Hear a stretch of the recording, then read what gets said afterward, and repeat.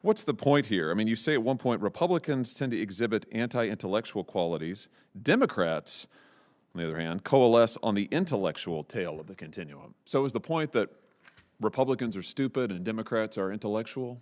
Yes, thank you, Senator, for that question. Absolutely not. The point of the article is that the presidents that I featured in it have a rhetorical connection with the American people. A rhetorical connection that you say is anti-intellectual, and you feature every two-term Republican president, going back to Dwight Eisenhower. Yes, Senator, I think it's a piece on rhetoric, and it is really looking at how these presidents have been successful rhetorically in their arguments. Interesting. It's a piece on rhetoric, but you attribute part of the anti-intellectualism of the Republican Party to, in your words, the rise of the religious right. Mm-hmm. Tell me about that. Is it because those voters are stupid?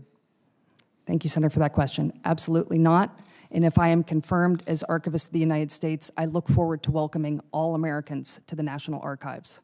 So do you think that people who voted for Donald Trump are anti-intellectual? Thank you, Senator. I would not make any judgment on the people who voted for President Trump or any other president. So you don't think the people who voted for Dwight Eisenhower or Ronald Reagan or George W. Bush, they weren't anti-intellectual? The anti-intellectual rhetoric just appealed to them because what? What's your theory? Thank you, Senator, for that question. As I said, presidents are able to speak in common sense, plain terms to Americans that they understand. So you characterize President Reagan as having, quote, less than impressive intellectual capacities. You said President Eisenhower and Bush were decidedly intellectual. You said Reagan engaged in intellectual posturing. Let's just start with the first one, less than impressive intellectual capacities. So in other words, it's dumb. Thank you, Senator. Absolutely not. That was a perception, and it was cited. I'm sorry, it's a perception by whom? By you? You wrote about it. No, Senator. That was, and as I said, in the article, that is a perception, but actually in the article, because... You say Reagan's less than impressive intellectual capacities have been widely discussed. Mm-hmm. That's presented as a factual statement. Mm-hmm. You don't even cite for it. Mm-hmm. This is on page 298. I have your article. Don't dissemble in front of me. Mm-hmm. So Reagan's less than impressive intellectual capacities have been widely discussed. Mm-hmm. You're not saying that he had less than... That's not your view? Thank you, Senator. It is not my view. Why did you write it? Thank you, Senator. That is not my view. My view was focused on his rhetorical capability. That's not what your sentence says. Listen, you wrote an article saying basically that Republican voters are stupid, that Republican presidents deliberately appeal to anti-intellectualism. You roll it all up in this thing called Republican populism, yet you're trying to present yourself here as a nonpartisan. Mm-hmm. In fact, you're an extreme partisan, and your record shows that. You're someone who has denigrated Republican presidents, every two-term Republican president, I hope I'm not leaving anybody out, that has, since the Second World War, and their voters in this lengthy article. I mean, I just don't understand. If you wrote it, why won't you stand behind it?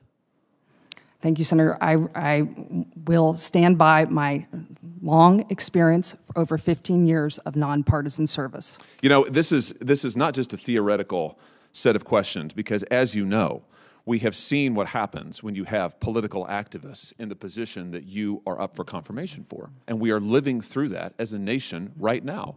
We are living through the weaponization, the political weaponization of the National Archives, the political weaponization of the Department of Justice, the political weaponization of the FBI, such that half of the people of this country cannot trust those institutions. We're living with a president who calls half the voters of this country semi-fascists, who have said that they are a threat to democracy.